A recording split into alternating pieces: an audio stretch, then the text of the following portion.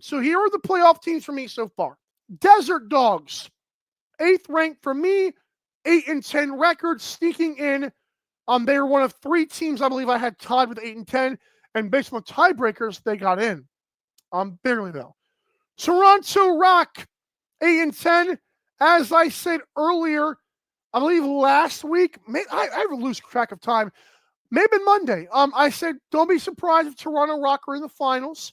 I have not made my prediction yet, but yeah, I think 8-10. They can, if they get into the playoffs, I think they're dangerous.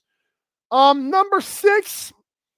Looking back at this, Kai the goalie, I'm gonna be honest, and this sucks. I'm wearing it, and I live. It's the closest team to me, even though it's 4 hours away.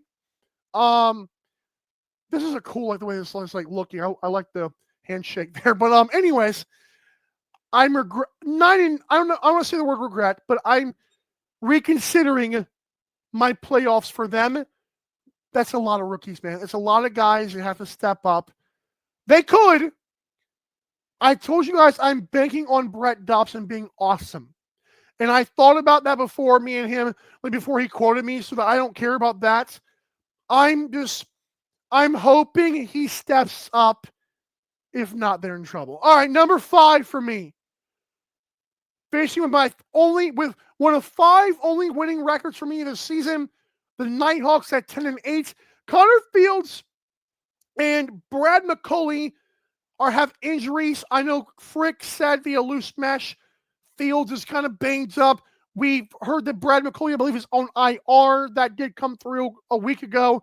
I hope they can play, but man, if they miss time, and add on the fact Rylan Hartley could miss time at any point because of his history, I'm scared. I trust this team, though. And Ryan Lanchbury could actually step up. And with Connor Fields gone, Nathan Grennan did make the roster. Good for him. I think Rochester is going to be improved defensively, but I am scared of the health of the offense, even though that did not contribute to the 10-8 record I gave them.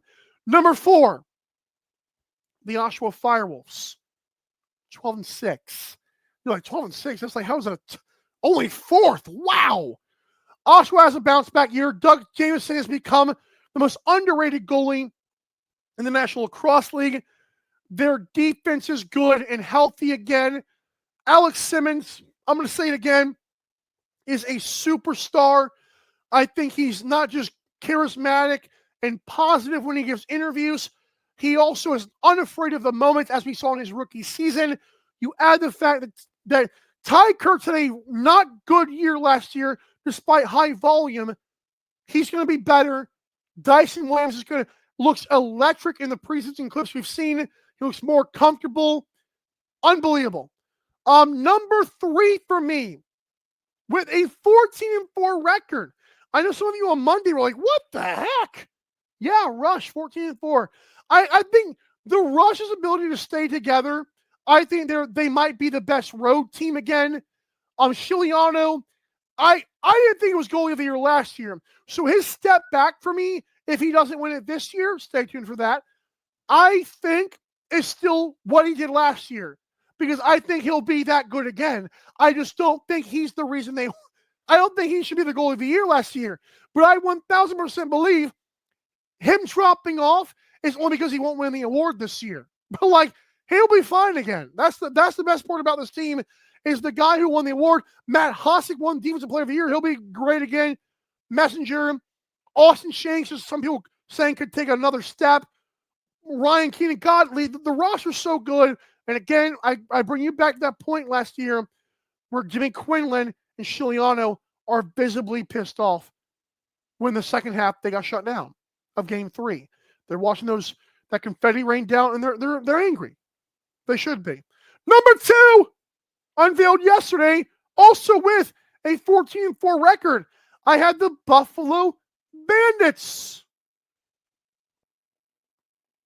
I don't know why he's saying that. So loose mesh randomly, very late. You might want to refresh your page. Yeah, I didn't knock him. I'm saying Ryan Lanchbury had more points than Ryan Smith, and no one even talks about it. That's how good. I don't know what the point of that comment was. Anyways, the Buffalo Bills number 2 for me. I didn't know that yesterday. Matt Vince, I am on record now, and this is not a hot take, but I want to, no one's saying it. This is Matt Vince's last year, period. He took a while to consider his retirement. This is it. They're going to be fine.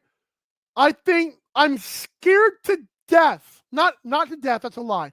I am skeptical, I have a healthy skepticism of how much more dominant they'll be in the playoffs this year. Because fatigue is going to set in eventually. I don't care how young these guys are. It's tough.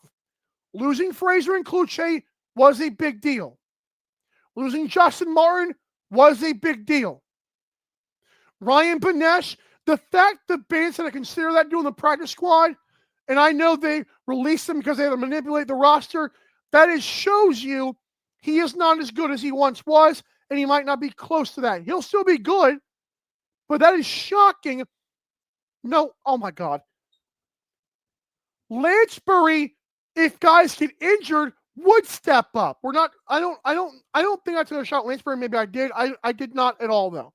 Anyways, Buffalo, 14-4 is great, but I'm nervous of them in the playoffs. I really am. And when I first did these predictions, I was like, ugh. Like I felt good about it. The more and more I think about Toronto and Oshawa, the more and more I'm like, I won't say it, but it feels like Matt Vince winning the championship would have been a great send-off. I'll put it that way. All right, number one for me, obviously, now is going to be the Vancouver Warriors. Yes, you're reading that correctly. 14-4, three-way tie for first place. Vancouver gets the tiebreak. You're like, they can't go 15-3. No, I did my predictions like I did last. I don't know where those papers are. I did my predictions game by game. Looked over it a few times, felt good about it. It made no sense to me either. But I think Vancouver with 14-4 will be the one seed. And I think those 4 losses come earlier in the season. I think, not saying they'll struggle, but I think preseason has shown they are not as cohesive yet as they will be when it counts. And that's what matters, is when it counts, obviously. But Vancouver, number one, easy choice for me, but it's more like they could run away with it next year if they keep the roster, which may not happen anyways. But I do think this year they're good enough to be first place with 4 losses. And that's like with them figuring it out. It's kind of like when my Miami Heat had LeBron, D-Wade, and Bosh. They were like, they could have been like 73-9, but they had to figure it out. And they end up being awesome anyways. It's whatever. I think Golden State Warriors did that too, like with Kevin Durant. Like, they like lost a couple games they shouldn't. And like after that, I was like, okay, this is dumb.